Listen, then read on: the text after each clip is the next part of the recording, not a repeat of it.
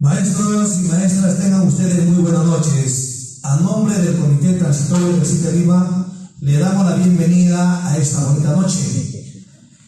Hoy, sábado 17 de junio, tenemos un conversatorio respecto a lo que es municipalización, voucher educativo, CTS, 30%, y también esta noche estaremos informando de la bajada que hemos realizado durante la semana. Bien, dicho esto, vamos a continuar con nuestro acto. Adelante, compañero, por favor.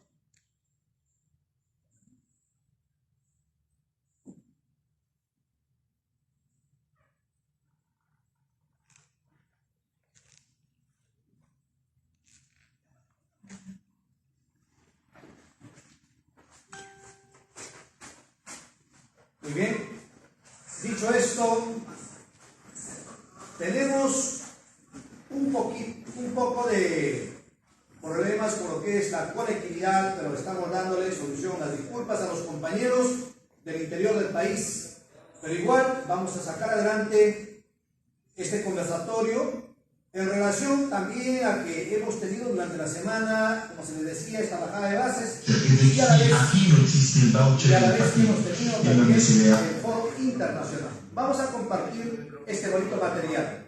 A ver, adelante, por favor. Los vouchers, aquí no existe el voucher educativo, en donde se le da un documento al padre de familia para que vaya y matricule a su hijo en un colegio privado, desmantelando la escuela pública, que es el modelo que se desarrolló en Chile. Desde esa perspectiva, nosotros hemos analizado el modelo chileno.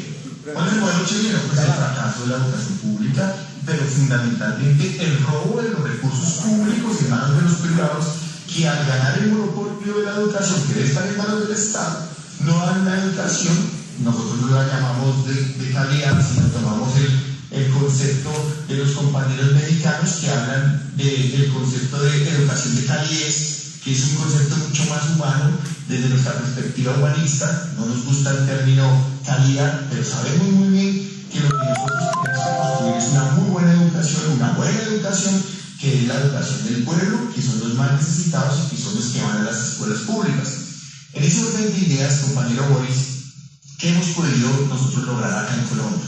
Primero, visualizar la crisis en Chile, ¿sí? En donde los recursos privados en un principio creyeron que iban a ser muy buenos los resultados, pero poco a poco se dieron cuenta que por estos vouchers, el único que ganaba era el dueño de la escuela, que le pagaba mal a los maestros y que los estudiantes tenían unos pésimos procesos, porque eso es lo que sucede cuando se masifica este modelo. Cuando es una o dos escuelas, no, dan los resultados perfectos, porque seleccionan las personas, porque hay todo un concurso para seleccionar las familias, los estudiantes, y eso es algo que nosotros de alguna u otra manera creemos que es uno de los principios de la escuela pública, no seleccionar los estudiantes, porque para eso son escuelas públicas. Recibimos la familia que no tiene problemas, pero también recibimos la que tiene problemas, y es la responsabilidad de la escuela pública solucionar los problemas. Por eso es que a mucha gente le gusta la escuela privada, porque se evita compartir con los sectores de la sociedad que tienen demasiadas dificultades, eso lo sabemos. Y por eso a las escuelas hay que darle el financiamiento y las herramientas necesarias para poder contrarrestar esas condiciones tan malas de los socioeconómicas y psicológicas de las familias de nuestros estudiantes. Entonces, ¿qué pasa en Colombia? A ver si puedo explicar. En Colombia nosotros tenemos que defender la educación pública siempre, y estamos en contra, obviamente, del voucher educativo. Lo frenamos, acá se intentó sacar una ley, la logramos tumbar, pero lo que nos han implementado son las famosas concesiones educativas, es decir, el Estado construye la escuela y se le entrega en concesión para la administración, no directamente al Estado, a las Secretarías de Educación Públicas, sino que le entrega a un privado. En este caso, hay órdenes religiosas, cajas de compensación familiar, no sé si en Perú existe esa figura de la caja de compensación, ¿sí? Creo que todos los trabajadores estamos en caja de compensación, que nos da bienestar, recreación, pero le quitan digamos, el sentido misional de lo que es el magisterio, porque son privados administrando los recursos públicos, en donde los maestros son sobreexplotados, no son bien pagos, en donde hay hacinamiento, y ellos dicen, es que tenemos buenos resultados, pero ¿cómo no los van a tener si ustedes seleccionan los estudiantes? En mi escuela pública yo no puedo seleccionar ni los estudiantes ni las familias. Y eso es lo que acá se ha estudiado. Incluso hay un libro muy interesante que no lo escribe el magisterio, sino que lo escribe en la Universidad de élite, que es la Universidad de los Andes, y se llama la parte educativa. Entonces, en Colombia existe una especie de aparte. Quien tiene plata paga colegios de élite, ¿cierto? Y no está pagando ni siquiera la educación, está pagando es las relaciones sociales. Que mis hijos estudien con los hijos de los ministros, con los hijos de los senadores, con los hijos de los políticos, de los empresarios, para que puedan tener un futuro mejor. ¿Sí? Desde ese orden de ideas, compañero Boris, la pelea nuestra es contra las concesiones educativas. ¿Sí? Ellos son un ejemplo, ojo, no de privatización del colegio, y con esto quiero que sean muy claros en términos de la defensa de la educación pública. Privatizan la comunidad educativa. Privatizan a los padres, privatizan a los estudiantes y privatizan el barrio. Y entonces el padre de familia se come el cuento de que es un colegio privado gratis. Pero cuando todas las escuelas sean en el mismo modelo y esas escuelas tengan que recibir los estudiantes que nosotros recibimos, se acaban sus buenos resultados. ¿Por qué? Porque solo funcionan focalizadas en 1, 2 o 3 territorios. Sin embargo, las venden como ese cantos de sirena de que si todas las escuelas fueran así, funcionarían. Pero lo que no dicen es que todas las escuelas no funcionan así, sencillamente porque ellos sacan a patadas, me perdonan la expresión, no quiero ser tan fuerte, pero porque sacan a patadas a las familias problemáticas y le dicen, ¿sabes qué? Llévatelo para el público que ya se te lo reciben, yo aquí no te lo voy a recibir más. Entonces, es un fenómeno muy fuerte en América Latina que tenemos que contrarrestar, y esto se contrarresta de una forma muy sencilla, bueno, no sencilla, mentira,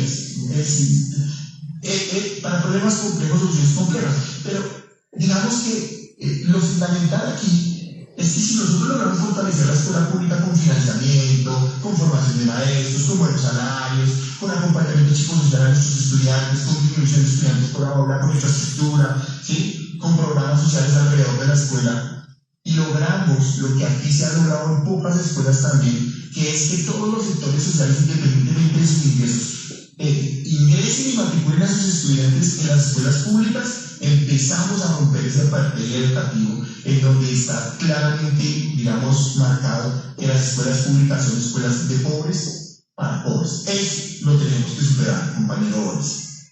En nuestro país, en el Perú, hay que señalar algunas cuestiones que son necesarias reglamentar cronológicamente.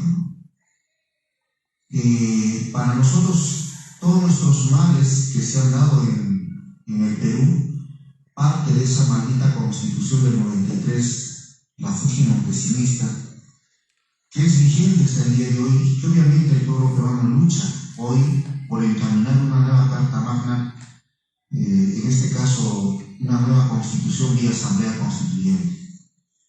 Decimos que esta maldita Constitución del 93 encamina y profundiza todas las políticas neoliberales, y en la educación no hay la excepción. Entonces, se da un cimiento legal con esa Constitución mafiosa para que sistemáticamente los gobiernos implementen estas políticas educativas neoliberales. Es así que con el gobierno de Toledo, o sea, vale decir desde el 2001 para adelante, se encamina pues la ley 28044, una nueva ley de educación. La ley anterior, al 28 de julio de 2003,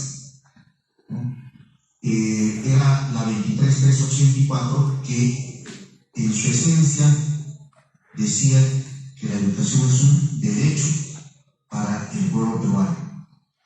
Pero del 28 de julio de 2003 para adelante se encamina una nueva ley de educación, la 28044, donde la educación es considerada como un servicio público. Entonces, es a partir de ese momento en la educación que se implementa un sinfín de normas, medidas, decretos ley, resoluciones ministeriales, y rápidamente Toledo con la entonces premier Beatriz Merino, encamina la emergencia educativa aparentemente para acudir, pero decreta la emergencia educativa solamente para incrementar, en este caso, la jornada de trabajo de los maestros del Perú y para encaminar, en este caso, la persecución a los profesores en todo el país. Se fue preparando el terreno ¿para qué? Para que uno se encamine una institución burocrática como es el Colegio de Profesores, que, ojo, jamás fue, digamos, el pedido del Magisterio Nacional. Fue impuesto por el gobierno de Alejandro Toledo y encaminado por Alan García a partir de 2006. Entonces, se da la emergencia educativa, se da la racionalización en el Perú, se encamina el Colegio de Profesores, que incluso hasta el día de hoy quiere de alguna manera una presencia burocrática, pero no para defender derechos, sino para defender bollerías de una cúpula mafiosa como es el de Patria Roja. Entonces, pero los gobiernos han ido encaminando estas políticas y es así que Alan García,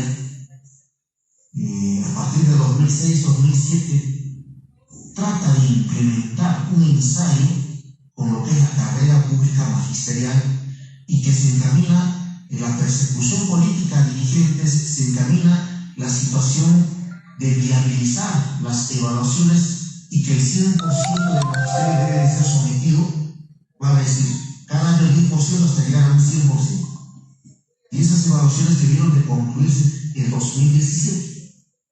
Pero la lucha del Magisterio Nacional con la huelga del 2007, esto se hizo, digámoslo así, fracasar, ¿no? Pero, bueno, si decimos que todos los gobiernos han implementado esas políticas, entonces, a partir del 2011, Ollanta-Humala, o sea, todos estos gobiernos neoliberales, Fujimori, Toledo, García, Ollanta-Humala, encaminan e implementan las políticas educativas neoliberales.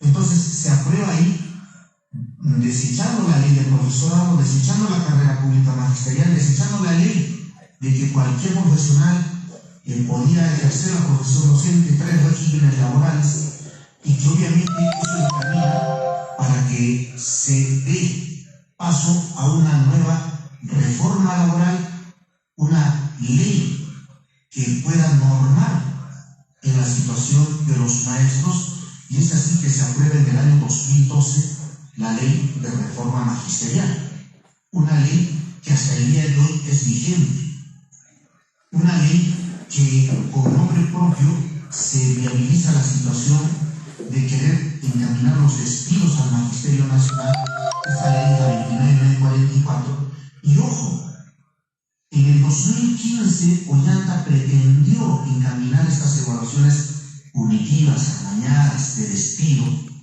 porque claramente se decía de que cada 3 años el profesor debe de ser evaluado y el que no apruebe inmediatamente sacado del trabajo o retirado, claro, bajo unos ciertos procesos.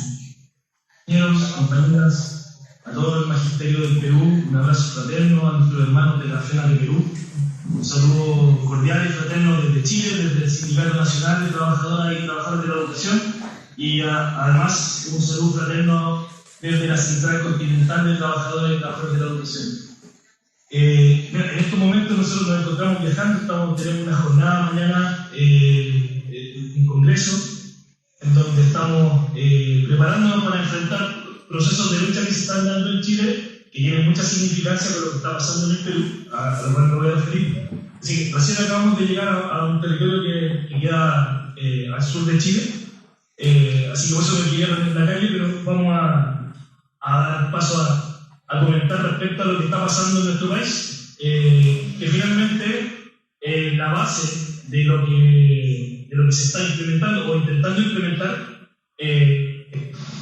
ya que es esta idea de la municipalización, y que finalmente es la base de la privatización de la educación. O sea, en el caso de Chile, la municipalización fue la antesala, ¿cierto?, la primera etapa, para privatizar todo el sistema educativo.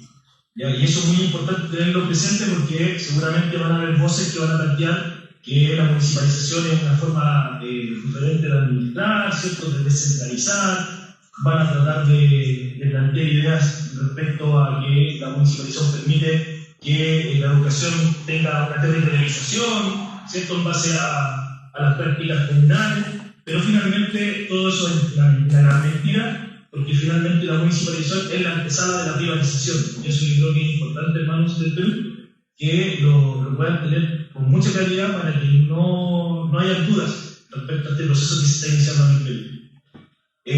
Nosotros en Chile en estos momentos estamos pasando por una etapa de desmunicipalización. Ya estamos saliendo de la municipalización, después de casi 40 años de municipalización. ¿Ya? Y estamos en esta etapa de desmunicipalización porque Chile no ha cambiado, sigue siendo el Estado neoliberal que instaló Pinochet con la Constitución de Pinochet. Por lo tanto, no es que tengamos un proceso de avanzada. El problema es que la crisis de la municipalización fue tan grande, ha sido tan terrible, que finalmente tuvieron que llegar a un consenso neoliberal de terminar con la municipalización y crear un nuevo sistema que no es la vuelta al Estado. Ojo, ¿ya? Entonces, con esto que se está generando en Chile en estos momentos, primero el producto de las grandes movilizaciones de los estudiantes secundarios del año 2006 y de los estudiantes universitarios del año 2011, en donde se instala como debate, ¿cierto?, que la educación tiene que volver al Estado. Se plantea el debate de la educación pública, estatal y gratuita. Y eso genera un remesón importante en el país, y en el gobierno de la presidenta Bachelet se ve obligada a abrir un debate respecto a desmunicipalizar. Pero finalmente el consenso neoliberal fue mucho más fuerte que la movilización y llegaron a un consenso de tercerización distinta al municipio. Ahora bien, en este caso los privados no pierden, porque, y un dato importante, con el proceso de municipalización, en donde Chile tenía, igual que el Perú, el 100%, bueno, el 90% de la educación pública, porque siempre ha existido un 7, un 9% de educación privada. La privada confesional, ¿cierto?, los colegios de élite, donde estudia la élite, ¿cierto?, que ese sector nunca crece, porque está preparado para atender solamente una minoría y tiene valores que son impagables para cualquier familia trabajadora del país. El resto de la pública estatal, con la municipalización, se pasó todo esto a 350 municipios, en donde finalmente los municipios empezaron a ejercer un rol privado, que es la figura del sostenedor. El sostenedor finalmente se transforma en un administrador privado, aunque sea un alcalde, aunque el alcalde tenga un rol público, finalmente la educación va a estar en manos de ese alcalde, como podría estar perfectamente en las manos de cualquier empresario. Y ese alcalde, ¿cierto?, ese municipio, va a tener la posibilidad de administrar financieramente la educación del territorio, va a quedar dueño de las escuelas, de los establecimientos, va a ser quien pague los salarios y quien negocie con los maestros. Ya los maestros no van a negociar con el Estado, van a tener que negociar con el sostenedor municipal, ¿cierto? Y además, este sostenedor va a ser el que va a poder dirigir el proyecto educativo. Por lo tanto, con esto se pierde un proyecto educativo nacional y aparecen los proyectos educativos locales, pero que van a depender de los intereses políticos del alcalde de turno, ¿ya? Porque finalmente no existe democracia para poder definir los proyectos educativos. Por lo tanto, finalmente depende de los alcaldes de turno y el color político, ¿cierto?, los bloques políticos que hayan ganado el municipio, los que van a determinar el modelo educacional finalmente que se va a instalar en una comuna u otra. Ahora, paralelamente a esto, junto con la instalación de la municipalización y la delegación del rol garante del Estado a los alcaldes, se crea la subvención escolar, y es donde aparece el voucher como sistema de financiamiento. Y el voucher lo que hace es ponerle un valor al estudiante, ¿cierto? Y por lo tanto a cada sostenedor se le paga por la matrícula, pero no por la matrícula inscrita del estudiante, sino que en el caso de Chile el voucher funciona por alumno presente. ¿Qué significa esto en la práctica? Que si yo tengo una escuela con 200 estudiantes, pero en invierno, cuando hay lluvia, ¿cierto?, hay problemas de camino, de conectividad, los estudiantes no llegan a clase, ¿cierto?, el Estado paga al municipio solamente por los alumnos que fueron a clases. Por lo tanto, hay meses en donde se recibe una subvención mínima, ¿cierto?, porque los estudiantes no van por enfermedades, por conectividad, y por lo tanto se desfinancia permanentemente la educación. Los municipios no tienen una entrada de recursos fija cuando los gastos finalmente son fijos, ¿cierto? Para el suelo, la luz, el agua, los gastos operativos son fijos, pero el voucher te entrega un presupuesto que es variable, que depende de la asistencia de los estudiantes. Esto ha generado una crisis enorme, en donde finalmente hoy día, año 2003, tenemos ciudades, comunas, donde los profesores, por ejemplo, este mes de mayo, se le ha pagado apenas el 40% del salario, porque el municipio no tiene dinero para pagar el salario. Y el Estado, como ya entregó el voucher, como ya pagó la subvención, se desliga del problema y dice, bueno, no es mi problema, es un problema entre privados, entre el alcalde y los trabajadores de la educación de esa comuna. Y en estos momentos tenemos dos comunas, tenemos una comuna en la región metropolitana, que es Quinquil, y una comuna en el sur de Chile, en Chiloé, que es Ancud, en donde a los maestros se les pagó y a los asistentes de la educación se les pagó el 40% del salario, porque el municipio no tenía los recursos para pagar. Y nadie se cargó de eso. Y por más que hagamos movilizaciones y paros, ni el Estado ni el alcalde se hace responsable de no pagar el salario como corresponde. Ya, por lo tanto, hay una tercerización donde el Estado no se hace responsable absolutamente de nada. Y finalmente, en el proceso de desmunicipalización en el que estamos, las escuelas van a pasar a una institución, ¿cierto?, que se llama Servicios Locales de Educación, pero que no son el Estado, sino que es una nueva tercerización, que ahora tiene un carácter público, ¿ya? Pero finalmente sigue siendo tercerización y sigue funcionando el voucher. Hay un compromiso por parte del presidente Boric de dar un debate respecto al sistema de financiamiento chileno, que finalmente es el causante del fracaso de la educación en Chile. Pero lamentablemente el gobierno actual lo que ha hecho es pasarle al Banco Interamericano del Desarrollo, al BID, ¿cierto?, generar un plan de financiamiento para la educación chilena. Y ustedes comprenderán que el Banco Mundial, el BID o el Fondo Monetario Internacional no van a orientar otra cosa distinta al voucher. Tal vez lo mejoren, lo acomoden, le hagan algunos arreglos para seguir haciendo un buen negocio, pero no van a apostar a que el sistema de financiamiento sea un sistema de financiamiento basal, estratégico y de manera directa. De hecho, incluso el voucher no lo reciben las escuelas, lo reciben los alcaldes. Por lo tanto, los establecimientos educacionales no administran ni un solo peso. Todo el dinero que llega a través del voucher lo reciben los alcaldes y por lo tanto ellos ven si lo entregan a la escuela, no lo entregan, si pagan los sueldos o no pagan los sueldos. A nuestros compañeros que me han antecedido.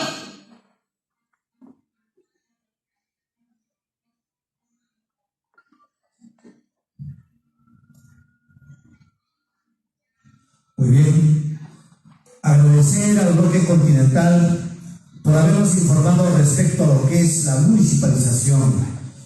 A la conclusión que se llega es que en distintos países donde se ha implantado esta nefasta ley, que es la municipalización, ha fracasado. Y justamente este gobierno, conjuntamente con el alcalde de Lima, Rafael López Aliaga, con la resolución ministerial 150, esto es lo que busca. Algunos por ahí, en algunos colegios cuando visitamos, decían lo siguiente, ¿no? Pero solamente esto es un pasito, esto es una implementación, las competencias se está pasando nada más a las municipalidades. Pero este es un paso, como dicen los hermanos chilenos, como le dice aquí el maestro Michael Umaña. De esta forma el gobierno comienza a implementar. Primero el primer paso, el segundo paso, el tercero. Y justamente Chile ha sido uno de los países más golpeados respecto a lo que es municipalización. Son 30 años que vienen resistiendo. Y en este momento, como lo comentaba, están en un proceso de desmunicipalización. Ellos inclusive nos hacían un pequeño comentario en esta bonita ponencia que acabamos de escuchar, donde los municipios priorizaban otras acciones que corresponden, que es de su competencia, y a los maestros no les estaban pagando, solamente un 40-30%. Entonces desde aquí nosotros decimos, esta ley no va en el Perú, esta ley no va en Lima, y desde aquí los maestros con dignidad rechazamos.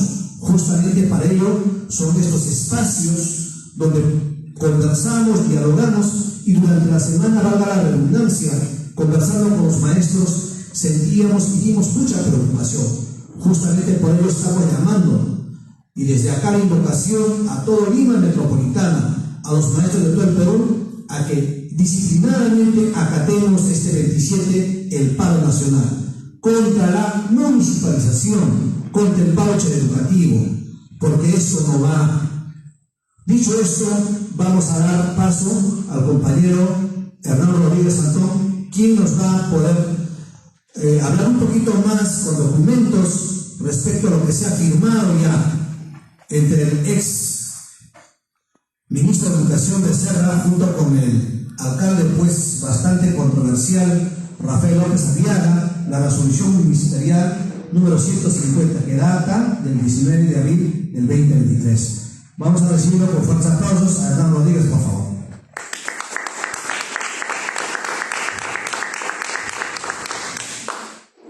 Buenas noches, estimados colegas presentes. Buenas noches, estimados colegas presentes aquí en esta asamblea, y también buenas noches a todos los que nos acompañan a través de las redes, del Facebook, del CITA Lima. Bien, efectivamente, como ya hemos escuchado algunas experiencias de otros países, la experiencia de la municipalización de otros países. La municipalización no es un tema nuevo, no solamente en el Perú, sino en Latinoamérica. Se ha dado en los países de Brasil, se ha hecho efectiva también en Colombia, en México incluso no hemos podido ver el video, pero creo que está en las redes, lo denomina un apartheid educativo. Está en Colombia, en Brasil, en México y en Chile. Pero ¿por qué siempre nosotros mencionamos el ejemplo de Chile? Porque Chile es el que fue el foco de Latinoamérica en la municipalización, ¿no? Fue el que exportó ese modelo liberal de la educación, ¿no? Y es el que con más bombos y platillos se presentó como una alternativa de solución al problema educativo. Lo cierto es que, como ya lo ha dicho el compañero Boris, lo cierto es que la municipalización, cualquiera que sea el país donde se haya hecho efectivo, ya sea con gobiernos de izquierda o de derecha, ha fracasado.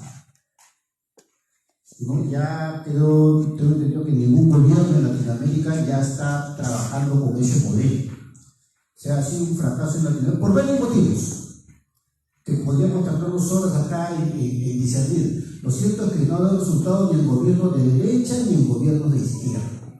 Y los únicos que se han beneficiado de esos modelos son las empresas privadas, lo que han sido los directos beneficiarios, ¿no? de ese dinero que antes iba a que los ministerios trabajaban directamente con los estudiantes, con los profesores, ahora se iba a las municipalidades, y las municipalidades a los colegios privados, ¿no? Entonces, ese es a nivel, digamos, internacional, cuál ha sido el problema de la municipalización, ¿no? Por ejemplo, yo tengo acá unos datos muy importantes, ¿no? ¿Qué sucedió en un país, en Chile, con esto de la municipalización? La matrícula de estudiantes, estas son las cifras estadísticas del ministerio allá en Chile, la matrícula de los estudiantes en la educación pública ha decrecido considerablemente, pasando de un 78% a casi un 40%. Recuerden que Chile pertenece a los países de la OCDE, ¿no? Los países que están en desarrollo, ¿no? A la OCDE. El promedio de estudiantes matriculados en escuelas públicas en la OCDE es del 84%, ese es promedio, ¿no? O sea, de cada 100 alumnos, 84 están en colegios públicos. Ese es el promedio de la OCDE. Pero en Chile ese promedio baja hasta un 34%, ¿no? ¿Qué se ha hecho? ¿Qué ha pasado con el resto de esos estudiantes en Chile? Bueno, las noticias no llegan completas acá, pero todos recordamos ese gran movimiento que hubo en Chile de los pingüinos, creo que le llaman ahí en Chile a los estudiantes, ¿no? Que fue justamente por eso, pues, ¿no? Porque había un problema, un desequilibrio social con este problema.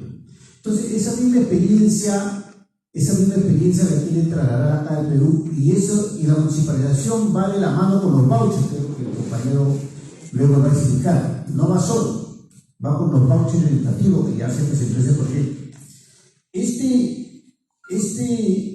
Este fenómeno de la municipalización es que en agosto, dice en agosto, ya la Municipalidad de Lima va a asumir la responsabilidad del sistema educativo. ¿Y cuáles son sus funciones? ¿Qué es lo que va a pasar con los estudiantes? ¿Qué va a pasar con los colegios? ¿Y qué va a pasar con los docentes? Finalmente nosotros somos profesores, somos del sindicato del CITER Lima, ¿verdad? Y entonces estamos preocupados por eso, ¿no? Porque nos preocupan los temas educativos. Entonces, ¿qué va a pasar? ¿Cuál es el traslado? Entre las varias funciones que se le han asignado a la municipalidad, yo he podido seleccionar dos muy importantes que van a tener que ver directamente con los docentes, directamente con el magisterio.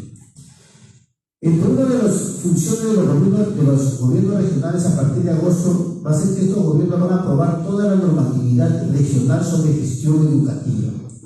Entonces, todos esos, para empezar, van a hacerse cargo de la DRE, y si se hacen cargo de la DRE, a su vez van a asumir todas las UGEs. Por lo tanto, todas las directivas, todas las resoluciones directoriales de UGE o de la DRE van a salir de la municipalidad, ¿no? Y otra función importante que se les va a asignar a la Municipalidad de Lima, ¿no?, es la función de la supervisión. ¿Ok? Supervisión. Entonces, si nosotros ya con el Ministerio de Educación teníamos problemas con la supervisión porque crearon innumerables programas, semáforos, capacitaciones, así, los directores y los profesores nos convertimos en administrativos, básicamente, ¿no? Ahora, esas funciones las va a asumir, de supervisión las va a asumir la municipalidad, ¿no? Ahora, ¿qué problema tendría? Para empezar, la municipalidad no cuenta con una capacidad técnica. Lo que ha pasado en otros países es que, como cada municipalidad es diferente, tiene un contexto, una realidad diferente, cada municipalidad va a hacer su propio programa educativo. ¿Se dan cuenta? Va a atender de manera diferente. No es lo mismo si un colegio ubicado, no sé, en Miraflores, en La Molina, en San Isidro, un colegio del Estado, que tiene una dificultad, seguramente esas municipalidades que tienen mayores ingresos, seguramente les van a atender. Pero imagínense que esa misma dificultad se presenta en Caraballo, se presenta en Comas, en Villa María, en Villa El Salvador, etc. Naturalmente la capacidad financiera de esa municipalidad es totalmente diferente. Entonces vamos a empezar a tener una diferenciación. Entonces los colegios del Estado también van a tener, así como hay colegios particulares que hay, ¿no?, hay categorías diferentes, colegios adultos, colegios no, lo mismo va a pasar en la situación del Estado. Entonces yo creo que ese problema de la municipalización no podemos nosotros estar ajenos a eso. Yo creo que el magisterio tiene que estar alerta y atento. Por eso es la medida de lucha que se va a establecer ahora, que ahora ya el profesor Mori va a explicar en qué consiste. ¿Por qué? Porque el magisterio no puede estar mirando de manera pausada sobre esto que se viene, ¿no? Se vienen momentos difíciles, además de la convulsión social que hay, se vienen momentos difíciles para el sector educativo, y el CITER Lima debe estar atento a eso, ¿no? Es todo lo que puedo informar ahora. En todo caso, muchas gracias por la invitación, profesor Gómez. Interesantes porque permite que los maestros conozcan y sepan de qué trata pues esta resolución ministerial. Y frente a esto nosotros no podemos estar con los brazos cruzados, tenemos que movilizarnos. Como se les manifestaba, los 20 sectores de Lima rechazan tajantemente que las municipalidades asuman estas competencias educativas. Nos manifestaban por ahí, ¿no? Si no puede con servicios básicos en diferentes municipalidades, menos será con educación. Y peor todavía, que es un problema grande, que hay mucho por resolver. por ejemplo, la deuda social, que hasta este momento no se nos hace efectivo. Entonces, los maestros nos decían y se unían en estas medidas que se está implementando desde la FENATE Perú. En ese entender, maestros, voy a dar pase para que pueda complementar respecto a lo que es voucher educativo con la ponencia del colega Willy Cruz. Lo vamos a recibir con fuertes aplausos, por favor.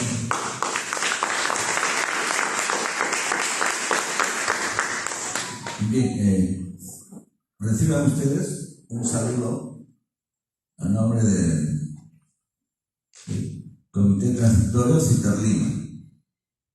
Queríamos también extender este proyecto de ley sobre el voucher educativo. Importante porque complementa con la resolución ministerial número 150 sobre la gestión donde se transfiere, ¿no?, la administración del Ministerio de Educación a los gobiernos regionales, a los gobiernos locales. Es importante porque aquí define qué es este proyecto. Define monto económico, define también la transferencia de escuelas privadas a través de un régimen de colegios elegibles, requisitos, y asimismo señala claramente el objetivo sobre este voucher educativo. Pero bien, vamos a ver este proyecto de ley. Este proyecto de ley número 2951 del año 2022, que crea el sistema de voucher y mejora la calidad educativa nacional. Este proyecto de ley fue presentado por el congresista de la República, Alejandro Enrique Cabero Alba. Bien, este proyecto de ley tiene 8 artículos, una disposición complementaria única. Y la esencia de este proyecto de ley, según un análisis, está en el artículo 2. Y vamos a ir viendo y analizando el artículo 2. Bien, vamos a proyectar para ser un poco más didáctico sobre este documento. Bien, ahí pueden ver, pueden notar que el artículo 2 clarifica. A ver, un momentito.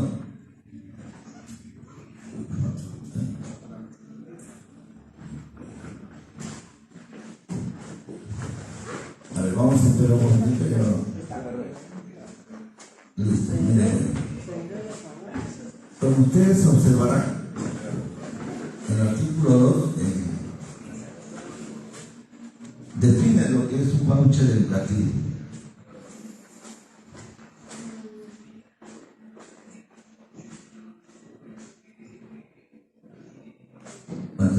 Bien, mire, los vouchers educativos dice que son documentos otorgados a los padres de familia por el Ministerio de Educación a través de la UGEL, es decir, un monto determinado anual mediante decreto supremo. Este monto se denomina costo unitario promedio anual. Así se denomina costo unitario promedio anual, que corresponde a un alumno en el sistema educativo público de un determinado departamento y UGEL correspondiente. Como ustedes notarán, el proyecto de ley no identifica específicamente la cantidad de soles. Nos habla de un costo unitario promedio anual. Pero ¿saben ustedes a cuánto equivale el costo unitario promedio anual en Lima Metropolitana? Mira, el costo unitario de promedio anual según el Instituto Nacional de Estadística e Informática es el siguiente. Para iniciar por alumno, ¿no? Es 2.588 soles. Para primaria es 3.353 soles. Para secundaria es 4.714 soles. A esto también se le conoce como gasto público por alumno en educación básica regular, según el nivel educativo y el departamento, porque no todos son los mismos, varía de acuerdo al departamento. Nos estamos refiriendo en nuestro caso a Lima Metropolitana. Luego, este artículo 2 también especifica que los vouchers educativos son utilizados como medio de pagos en las pensiones únicamente para las escuelas privadas que se encuentran previamente inscritas en el registro de colegios elegibles. El Ministerio de Educación va a dar los requisitos para que se puedan inscribir los diferentes colegios privados, y luego va a haber una selección y le va a dar pues a ese registro quienes han sido elegidos. Y ya entendemos que hay variedad, ¿no? Diferentes tipos de consorcios educativos, APPs, colegios privados, categoría A, B, C, D, bueno, pero eso va a ser seleccionado. Miren, ¿qué pasaría si la pensión educativa en la escuela privada elegida por el padre de familia es superior al monto del voucher educativo? Entonces el padre de familia asume la diferencia de dicha pensión educativa. Así lo indica el proyecto de ley. Veamos el cálculo del costo mensual por alumno. Para el nivel secundario de educación básica regular, considerando desde enero a diciembre, porque es costo único de promedio anual. El monto total para un alumno a nivel del año es de 4.714 soles. Entre 12 nos da la suma de 393 soles mensuales. Ese es el monto que destina para un alumno de nivel secundario. El alcalde de Lima Metropolitana, el señor Rafael López Arriaga, manifestó públicamente que los padres de familia pueden pagar la suma de 600 soles mensuales para la educación de sus hijos. Así lo manifestó.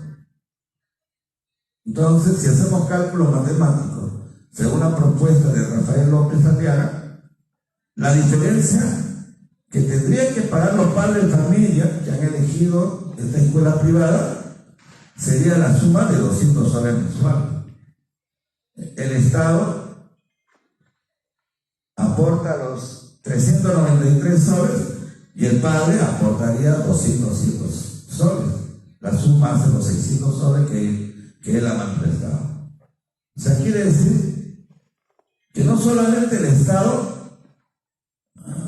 va a subsidiar, sino también el padre de familia va a subsidiar. Y acá está el gran peligro. ¿Quiénes se llevarían todo esto? Son los colegios elegibles, ¿no? Eso es lo que indica. Bien, pero nosotros somos claros y lo decimos abiertamente a través de esta pregunta.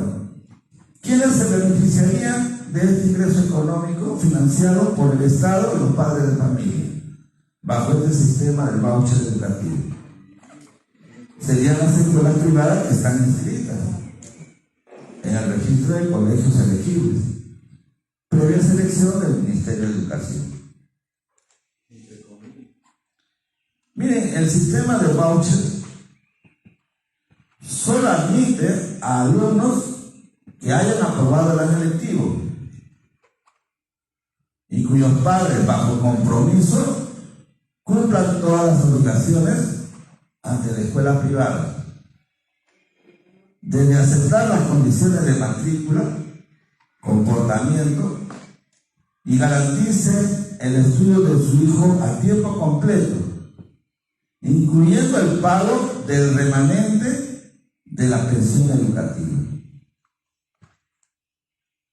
Esa es la situación en la que se va a encontrar el alumno cuando su padre desea pasarle a un colegio privado. Ahora, ¿cuál será la situación de los docentes, el personal administrativo y los trabajadores de estas instituciones privadas? Miren, a través de esta pregunta, ¿cuál será la situación laboral de los docentes y administrativos y otros trabajadores que presten servicios en estas entidades educativas privadas? Estas estarán sujetas al régimen laboral privado y ya no mantendrán relación laboral con el Estado. Es decir, el Estado finalmente, podemos decirlo así, se deshace de los maestros, de los administrativos y todo aquel que presta servicio educativo. Y así se liberó el Estado. Pero sin embargo, la población seguirá pagando impuestos por educación. Finalmente, podemos decir, ¿es o no es educación privada? Se elimina la educación pública. Este proyecto de ley con la RN 150 se concatena. Es por eso que este 27 de junio todos los maestros de la región Lima Metropolitana con el CITER Lima van a salir en este gran paro nacional convocado por la Federación. Muchas gracias. Muchísimas gracias al compañero, al amigo, al maestro William Burgos por esta bonita disertación respecto a lo que es voucher educativo. Como él nos manifiesta, el fondo de todo esto es privatizar la educación. Y siempre va esa invocación a los maestros de todo el Perú, a los maestros de Lima, a los maestros de los 20 sectores, a los maestros de base, a que comencemos a movilizarnos, porque si no lo hacemos se nos viene la noche. Las municipalidades no pueden con problemas básicos, menos van a poder con lo que es educación. Es un sector que tiene mucho todavía por resolver. El gobierno hasta este momento no ha resuelto y peor sería. Y en estas condiciones no. Desde aquí nuestra invocación, nuestro llamado a cada uno de los maestros, justamente de mano del CICAR Lima, de mano de la FENAT de Perú, este 27, tenemos que estar. A ti, maestro, que estás escuchando el programa, a ustedes, maestras, que están sentados cómodamente, le decimos que se movilicen, que salgamos, maestros. Este es un derecho que nos corresponde. No podemos nosotros seguir siendo pisoteados por este gobierno nefasto. Estas políticas trasnochadas, estas políticas desfasadas, estas políticas que no han tenido resultado en todos los países que se han mencionado, quieren implantar aquí en el Perú. Y los mayores afectados vamos a ser los maestros que trabajamos aquí en Lima. Por eso les hacemos este llamado en esta semana que nos queda a que puedan conversar en sus instituciones educativas, en sus bases, en sus sectores, en sus barrios, con sus padres de familia, porque todo esto viene de la mano con lo que es la privatización de la educación, y eso afecta a los maestros, a los padres de familia y a la comunidad educativa. Dicho esto, vamos a dar paso al contador público colegiado Jorge Aguirre Barcaya, quien nos va a hacer un pequeño resumen respecto a lo que es el 30% que hace poco el gobierno ha sacado y donde dice que asigna 1.200 millones de soles. Pero desde aquí nosotros nos hacemos la pregunta y decimos, Esos 1.200 soles, 1.200 millones de soles, ¿hacia dónde está orientado?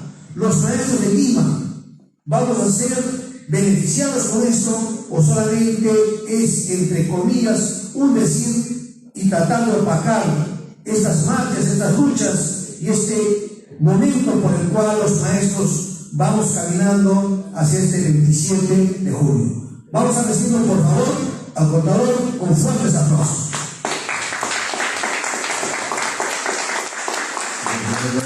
Buenas noches, gracias a la invitación del compañero Boris y a la presencia de los dirigentes. Ciertamente es esto, ¿no?, lo que está pasando con la deuda social. Una deuda social que ya debería haberse reglamentado, pero que lamentablemente todavía está pendiente.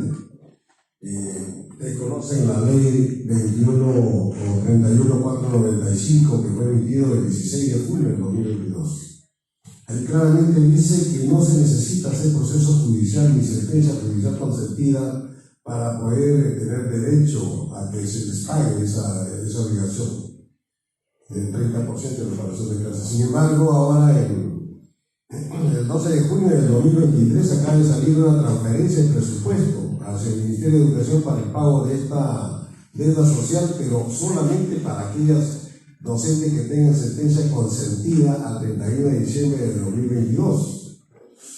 Y sabemos que hay muchos problemas porque hay muchos profesores que han hecho procesos judiciales y lamentablemente pues al hacer la denuncia y no tener un monto determinado, el juez ha pedido que las UGELs hagan las liquidaciones y las liquidaciones han sido sobre montos irrisorios, ¿no? 4.000 soles, 5.000 soles. Entonces con esto este gobierno quiere tapar esa brecha, ¿no? De decir, bueno, estamos pagando la deuda social del 30% en base a las sentencias consentidas, pero por montos irrisorios. No quieren, bueno, considerar lo que es la ley 31495. Le voy a hacer un detalle sobre la forma, cómo hay que calcular, y lo importante es que el docente conozca realmente qué le debe. ¿Cuánto es la deuda que realmente le tienen desde el año 90 hasta el año 2012? Desde mayo del año 90 hasta noviembre del año 2012. Esto es un cálculo técnico que hay que hacer y asimismo hay que también proyectar los intereses de esos años, mes a mes, a la fecha actual. Entonces, aquí tenemos un modelito. Bueno, aquí no sé si podemos ya ver la proyección de lo que tenemos, el material de trabajo.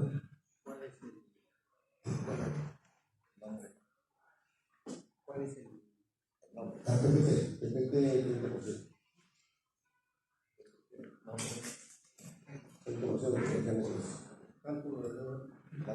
Sí. Bueno, ahí tenemos un modelito sobre lo que es el cálculo de la deuda del 90%, ¿no? Bueno, paso el segundo PPT. Los cálculos dados se realizan mes a mes desde el año 90, en mayo del año 90. Hay que hacer una determinación en base a la información que ustedes tienen que proporcionar, como son sus boletas de pago o sus constancias de deberes. Tenemos que trabajar sobre esas montos reales que tienen, ¿no? Porque cada uno de ustedes ha recibido una remuneración de acuerdo a su escala, de acuerdo a su nivel y bueno, de acuerdo al cargo jerárquico que también pueden haberlo ocupado. Entonces todo eso tiene un valor. Los docentes en una labor normal perciben el 30% y si han tenido cargos jerárquicos o han sido directores o subdirectores también tienen un adicional de un 5% sobre esa remuneración. Entonces aquí lo que estamos haciendo es el cálculo mes a mes desde el año 90 de cuál es la deuda, ¿no? ¿Qué es lo que refleja la boleta? ¿Qué es lo que posiblemente, o sea, también en la boleta aparece pagos a cuenta realizados y cuál es la deuda real que se tiene, ¿no? Entonces aquí tenemos por sí los primeros meses de los años 90, 91, 92, 93. Proseguimos por favor con otro.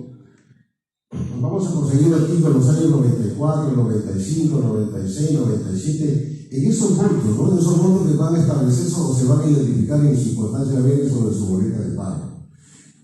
Vamos a proseguir con el año 98, 99, 2000, 2001. Seguimos con los años 2002, 2003, 2004, 2005 y vean cómo ustedes cada año y con sus meses respectivos, ¿no? O sea, no podemos ampliarlo en ningún mes. dependiendo de la información que nos den, porque hay algunos profesores que, bueno, de repente no han trabajado un año, o bueno, han sido contratados, han tenido labores en diferentes instituciones o diferentes mujeres.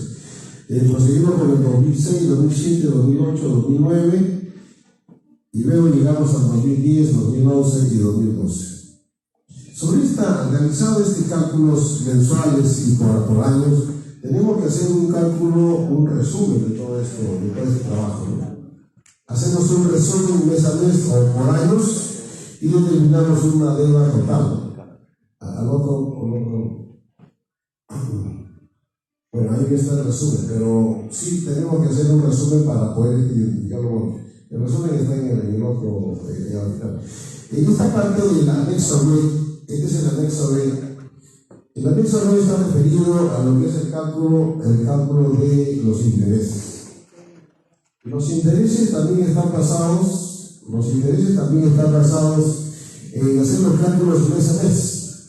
Una vez determinado la deuda, cuánto me dieron mes a mes, tengo que hacer los cálculos también mes a mes. Pero proyectado desde la fecha, por decir, de mayo del año 90 hasta junio del año 2023.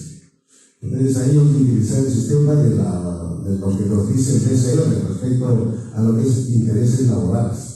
No, igualito entonces del anexo B, comenzamos a trabajar del año 90, del año 91, 92, ¿no? Seguimos con el año 93, 94, 95, 96, 97, 98, 99, 2000, 2001, 2002, 2003, 2004, 2005, 2006, 2007, 2008, 2009, 2010, 11 y 2, ¿no?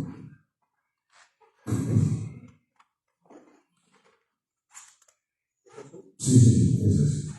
Entonces estamos en el anexo, bueno, seguimos. Vamos a llegar al resumen del anexo A. Ese es el anexo A, ¿eh? Ese resumen, como decía, del anexo A, en el caso de este profesor ha sido su director. Entonces, por su tipo de remuneración, el profesor del año 90 al año 2012 le están adeudando 75.156 euros, ¿no? Esa es la deuda por el 30%. Proseguimos, por favor, con el anexo B. Seguimos. Hasta el 2012, ¿no? Entonces ahí estamos haciendo los cálculos de los intereses proyectados y logramos obtener un resumen también del anexo B referido a lo que es los intereses proyectados desde el año 90, ¿no? Cada año proyectados a la fecha. Y determinamos que se debe al profesor una deuda de intereses de 39.348 soles. Sumado la deuda que le tiene de 75.156 más 39.000, a este profesor le están adeudando 114.504 soles. Entonces, cuando el profesor tiene conocimiento de lo que se le está debiendo, hay que exigir a la mujer, en base a la ley, que se le pague esa deuda, ¿no? La deuda que se le tiene real y a los intereses proyectados. Aquí también tenemos cálculos realizados. En este caso, este señor ha sido subdirector como cargo jerárquico y tenemos que hacer el cálculo de la parte del 5%, tanto determinando la deuda como determinando también los intereses por ese 5%. Entonces, ahí tenemos el total que sería, claro, ese es el total de el anexo. Ahí estamos con el anexo A y el anexo B, o el anexo C y el anexo D, ¿no? Claro. Ahí estamos determinando ya, una vez hecho el trabajo de los cálculos del 5% adicional, tenemos que el 30% de bonificación más intereses es una deuda de 114.504. Y por el 5% como cargo jerárquico más intereses, el señor se le debe 20.345. Sumado ambas deudas significa que les tienen una deuda determinada de 135.849.70 soles. El trabajo técnico está basado en eso, en determinarles exactamente cuánto es la deuda y cuáles son los intereses que tienen ustedes y que por derecho ustedes tienen que reclamar. Seguidamente hacemos la solicitud que hay que presentar, indicando de acuerdo a la ley que nos faculta poder exigir ese derecho sin necesidad de hacer tener sentencia judicial, simplemente es el derecho que le transmite a usted, y presentar esto a la UGEL, ¿no? Pero presentarlo anexando todos los documentos. Pues hay que adjuntar esta solicitud con los votos pertinentes, con sus datos, presentarlo a la UGEL conjuntamente con la constancia de bienes, sus resoluciones, su DNI, ¿no? Y foliar todo para que no tenga ningún tipo de problema. Las mujeres están pidiendo esto.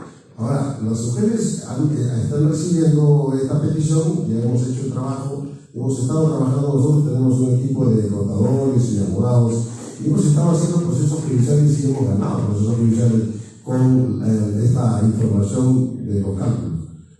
Ahora último hemos hecho cálculos en base a la ley, se ha presentado a las mujeres, y bueno, lo que dicen las mujeres es que por el momento no se puede atender porque todavía no hay el reglamento, pero ya están registrados para el pedido que ustedes están solicitando. Nosotros estamos ahí danos para poder colaborar con ustedes, apoyarnos, porque es necesario ciertamente que el docente sepa exactamente qué le debe.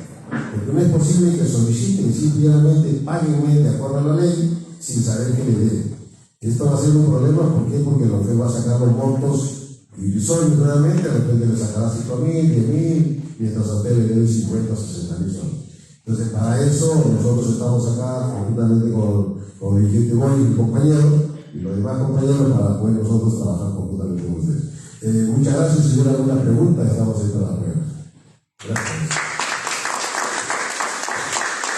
Muchísimas gracias al contador público colegiado Jorge Alviro Huarcaya por esta bonita disertación y por hacernos conocer de cómo se debe de aplicar justamente lo que es el 30%. Hemos podido tener un material que lo vamos a colgar en la página del CITER Lima para que los maestros lo puedan analizar. Y desde aquí decir, ¿no? Tenemos que trabajar, maestros, por lo que es la ley 31495.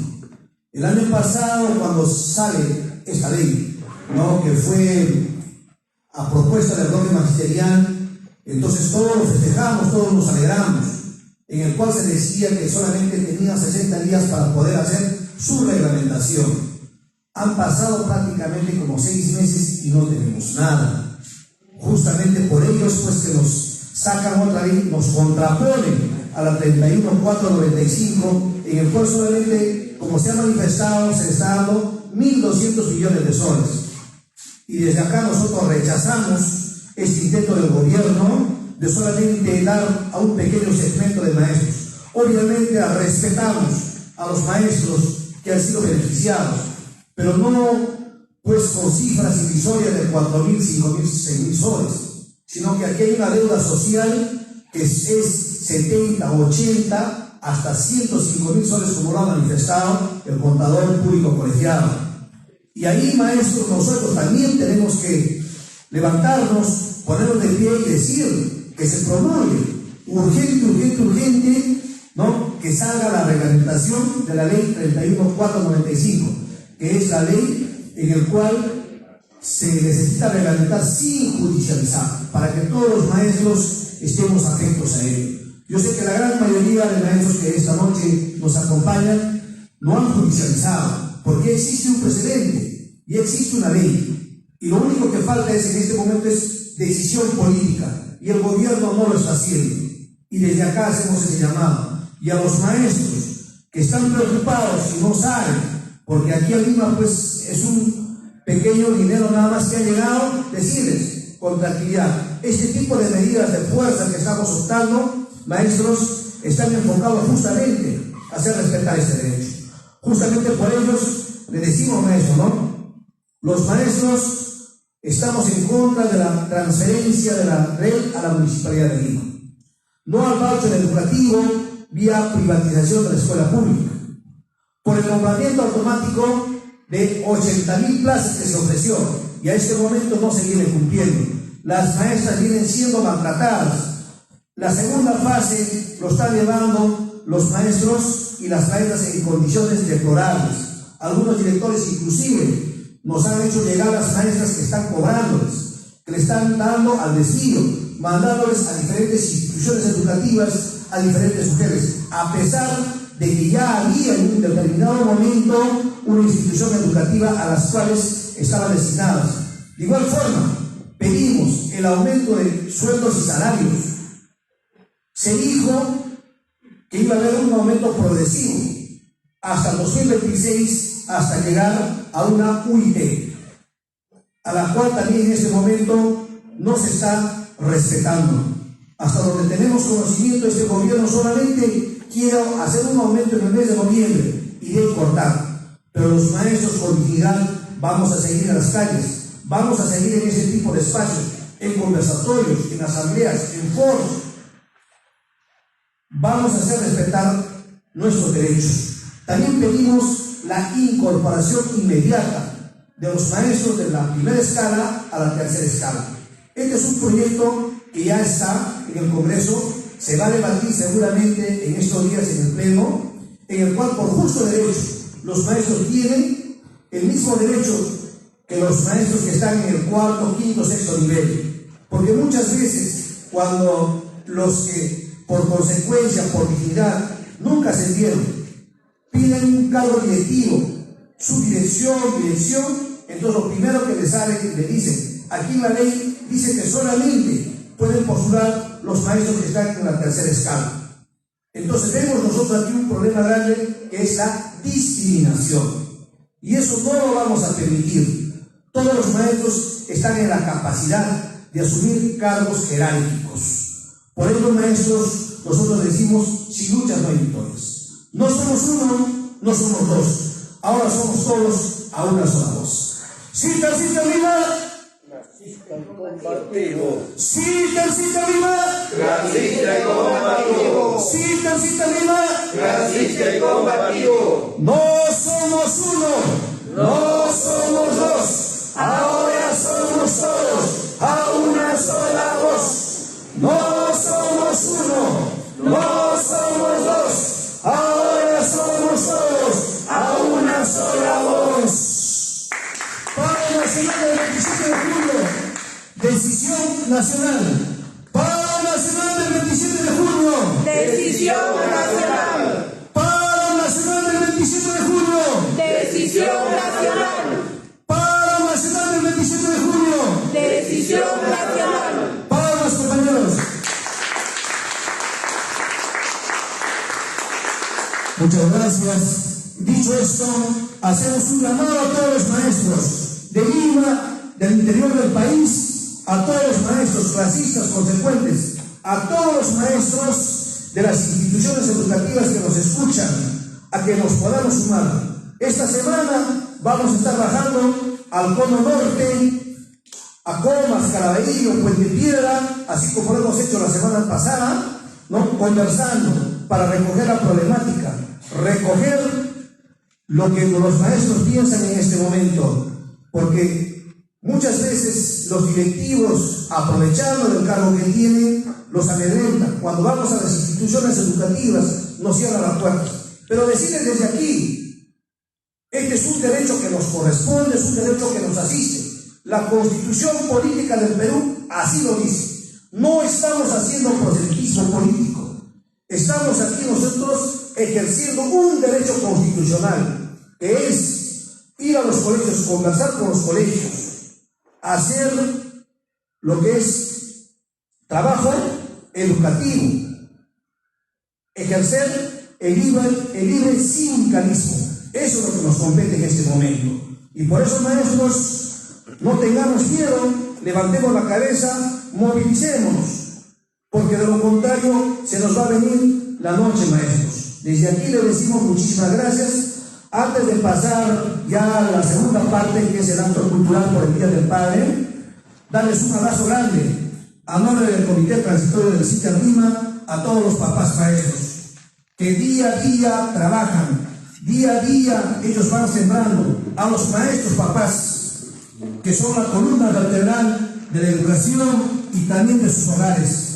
Desde aquí enviarles un abrazo clasista, un abrazo fuerte, un abrazo sincero, un abrazo de amigo y un abrazo reconfortante. Feliz día, papá. Desde aquí le decimos sus amigos, sus colegas del Comité Transitorio del CITA Lima. Muchísimas gracias.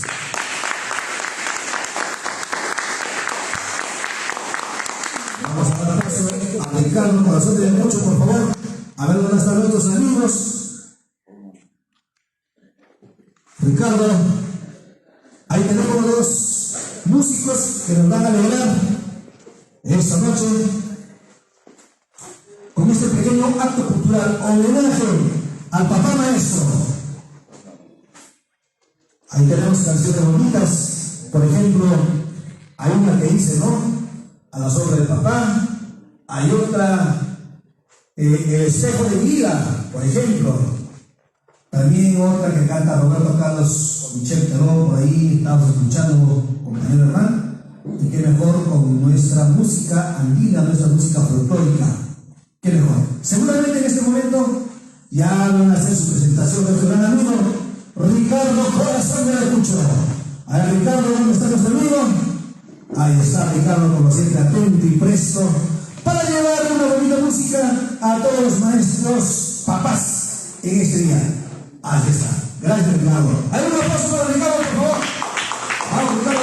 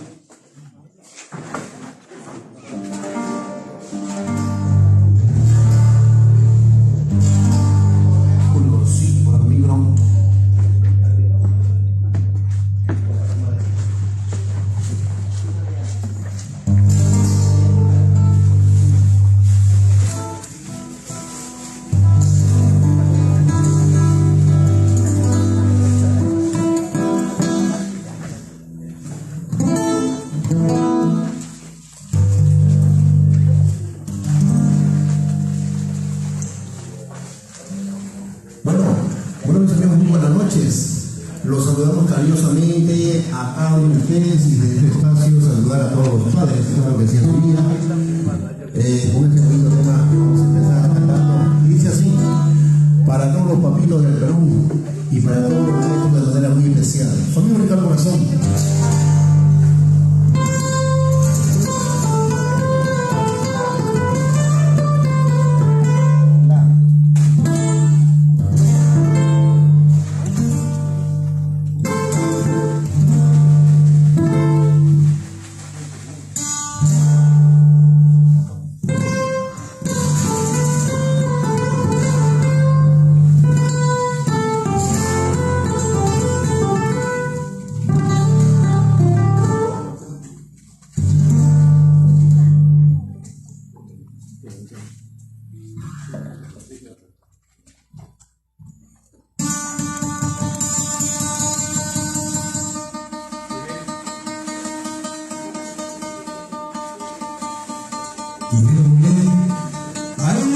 nuestro amigo Ricardo Corazón de Ayacucho.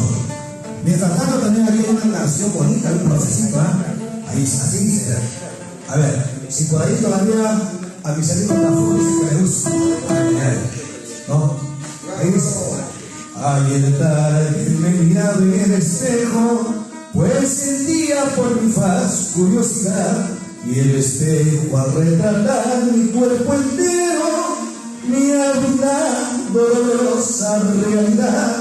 Ya soy viejo y hay arrugas en mi frente, mis pupilas tienen un débil mirar y mis ojos. A ver, esa es una chiquita, mientras van calentando, Ricardo Corazón de Ayacucho.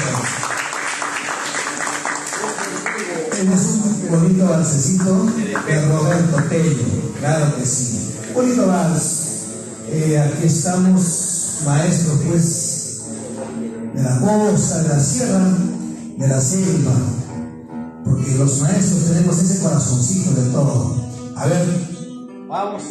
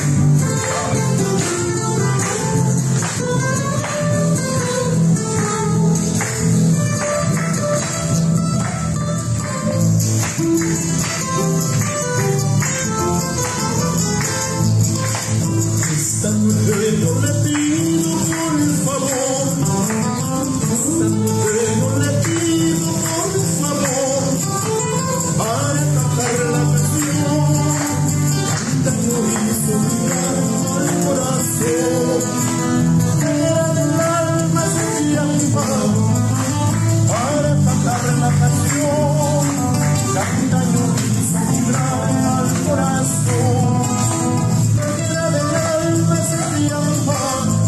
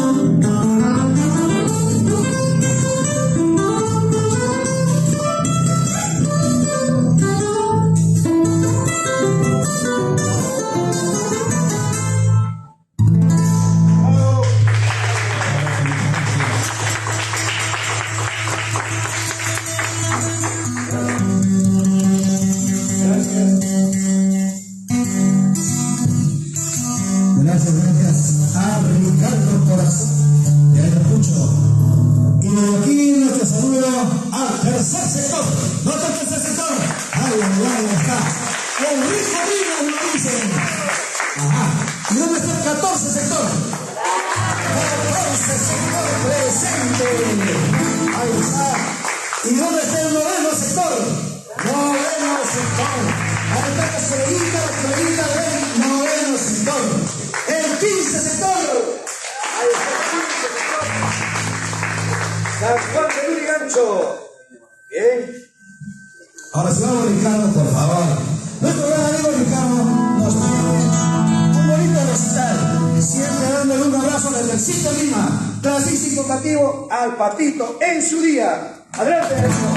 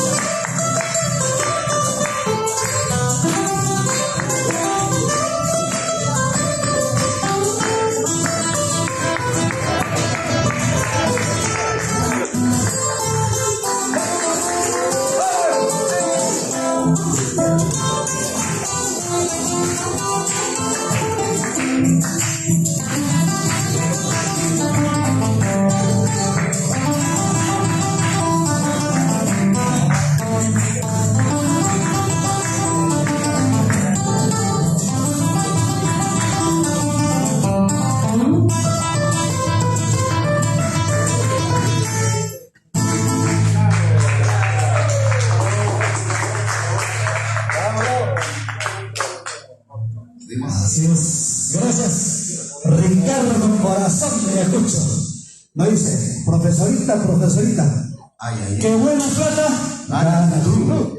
Nos compraremos una casita, ¿no dice? ¿No? Y un carrito del año. Y un carrito, ¿no? Dice, uno del 2023. Oye, pero eso será con el pago de la deuda social. Eso sí. Con 30%.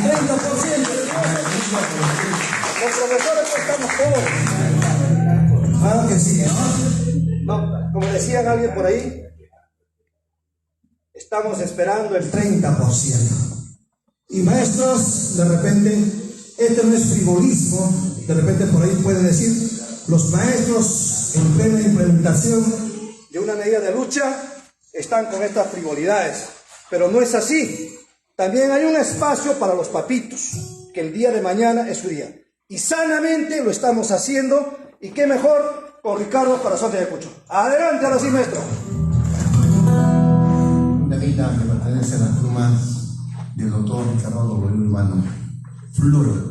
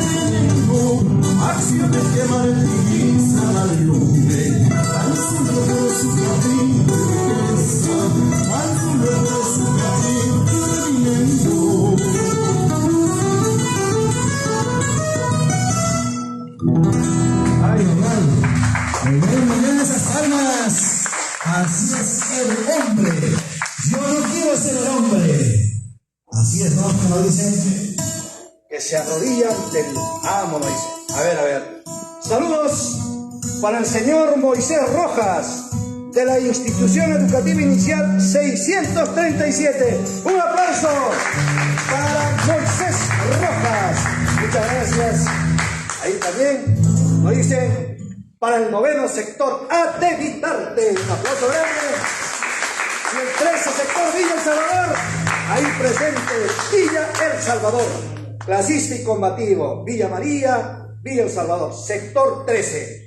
También la presencia del sector 11, Lima Cercado. Esta noche presente, siguiéndonos en las redes. Tercer sector, Lima. Rosita presente. El cuarto sector, Surco, presente. Nuestro compañero Walter, gracias Walter, cuarto sector, Surco, Barranco y Chorrillos. Y el 14 sector, ¿dónde está el 14 sector? 14, ahí está. Ramiro Pialé, Encinas, El Vallejo, Andrés Arturo Cáceres, 70, Padre Iluminato, 637. Leoncio Prado, nos dicen, Pamplona, Rinconada presente esta noche. Ahí está, un aplauso también para Willy Urcos, 15 sector.